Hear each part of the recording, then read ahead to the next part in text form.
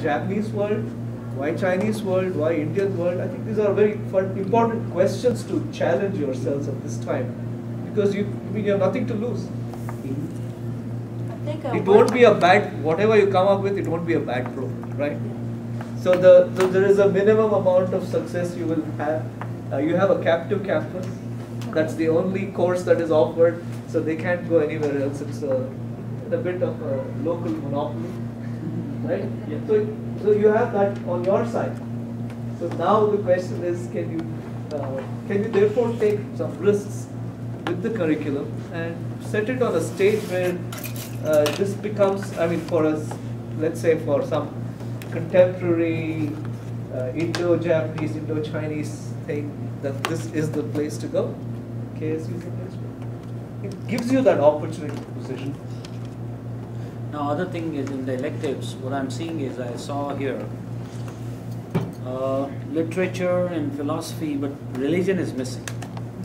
Well, and that's just a question, and to me, it's very important for American kids, students, to understand about a very large part, which is the Muslim world. yeah. We, anyways, everybody knows that our kids are not that, oriented towards global world, what's happening outside, And when it comes to the Muslim world, Arab world, their knowledge is very, very small. Whatever they see in TV or at home, which may be negative most of the times. Yeah, and that is a very important question, and we really need to have a course because on it's religion. Asian studies, you have literature, you have philosophy, but why not religion? Because everything comes from there. Yeah. I think religion is addressed, with the exception of Islam, in the Philosophy 3200 survey of Asian philosophy, because as we know, Asian philosophy, Asian religions are intertwined.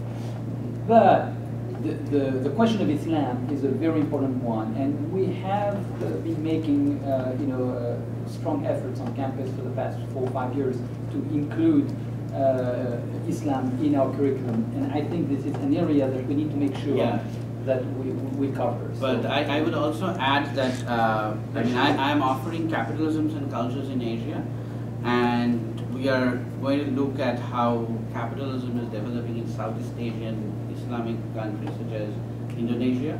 So where religion comes as a component, how religion influences productivity, and also look at Islamic banking as part of capitalisms and cultures in Asia, where there are many banks in Atlanta which has Islamic banking divisions. So it is a little bit of a contemporary how religion is affecting economic practices is covered in capitalisms and cultures in Asia class. But I would also see that as a foundation. Yeah. Not so much part of something. That adds on, but because if you look at Indonesia and India, these are the two countries with the largest Muslim population. Pakistan. Malaysia. Indonesia is the largest. India is the second largest. And then you have Pakistan and a few others. Okay.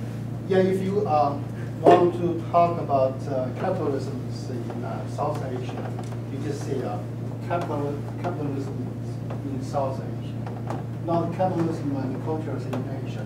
This is a title, we can discuss later on. But this is just one course we can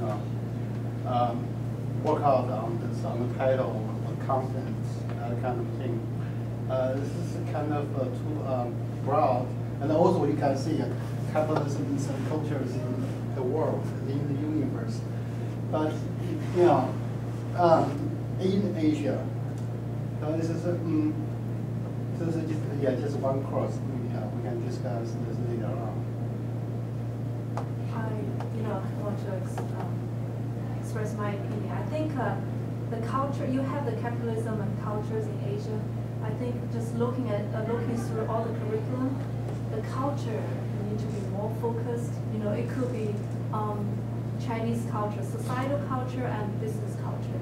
How you do business with Chinese business, like how you market in China, how you understand consumer behavior, how you actually negotiate with the Chinese business, that kind of thing. I think if you prepare for the business, like a future businessman, then you need to spend a little more time on maybe elaborating more on the business culture side of it. The same way with India too. You know, those two are the major Asian countries U.S. is doing a lot of business with. So understanding their societal culture and business culture is very important. You know, their in-depth studies you actually don't do. I know here you have one culture in Asia that's very broad. And I don't know how in-depth you go into when Which one are you referring to? the capitalism and cultures in Asia. Yeah. And that's one of the core courses that is required of all majors, but I agree with you in the electives. We need, I mean, it says somewhere, you know, other business courses, but Right. we definitely need to have. Yeah. I just didn't see their specifics. That's Yeah, one but point out. I agree with you, and it is a very important point to make sure we include in the curriculum. How are you measured? How do we measure? I mean, how is your performance measured? Well, I mean, obviously the program will need to have an assessment, develop assessment tools to be able to see whether the students are meeting our expectations. Yes. That's the first measure. The second measure is whether they can get a job and whether they are successful.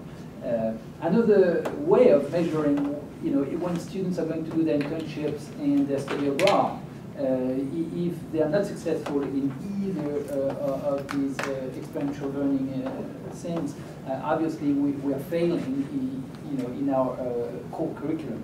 And so there are different levels at which we can measure whether they are making adequate progress, but ultimately is whether they can get the job that they desire. Would one of the measures be the number of enrollments you get at each coursework? And I'm just asking. Well, University. obviously, as an administrator, we want the students, the courses to make, and for courses to make, you need a minimum number of students enrolled. So that's the most basic measure of success of a program. But having students taking a course for me is not sufficient. The course could be easy or fun, and many students want to flock to it. Yeah. But that doesn't tell me that the students are prepared to really enter the workforce. And so that's an important criteria, but that's definitely not. Yeah, because the reason why I was asking, again, I'm just applying a business principle in your context, which is if I have so many products, right? Yep. Who are the consumers of these products? Obviously, you have one group which are all the folks who want to do their undergrad degree in Asian studies. So that's clearly one core group, which is how many in a year? 100, 200? I don't know how many students who currently minor or major? in the minor, but in the courses, enroll in the courses, probably less than 100. In the courses will be little less than 100. But So some of these courses have not yet been taught. So I they're understand. on the I they're understand. Yeah, posed. But what do you expect? About 100 to 200 students for the undergrad? yeah, that's about right. But what is important for you to understand is that 80% of these courses are already on the book and are already being taught and are already serving all the degree programs.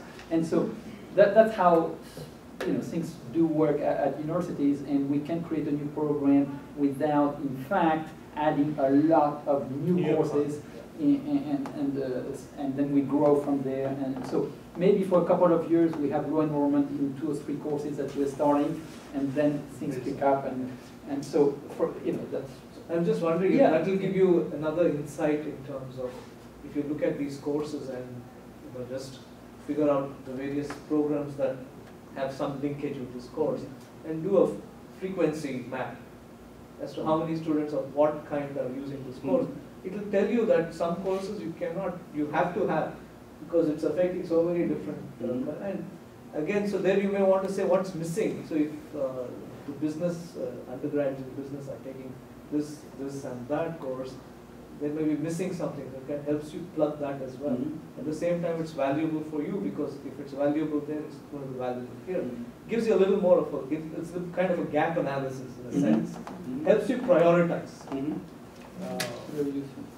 And also there are a few courses, I think you somehow probably could combine a little bit. For example, philosophy, I don't see any history of like those major Asian countries. I think you got to actually touch on that, especially when we talk about culture or philosophy anyway. So if you see, for example, there are Japanese philosophy, Chinese philosophy, Indian philosophy. You may want to put history and philosophy together.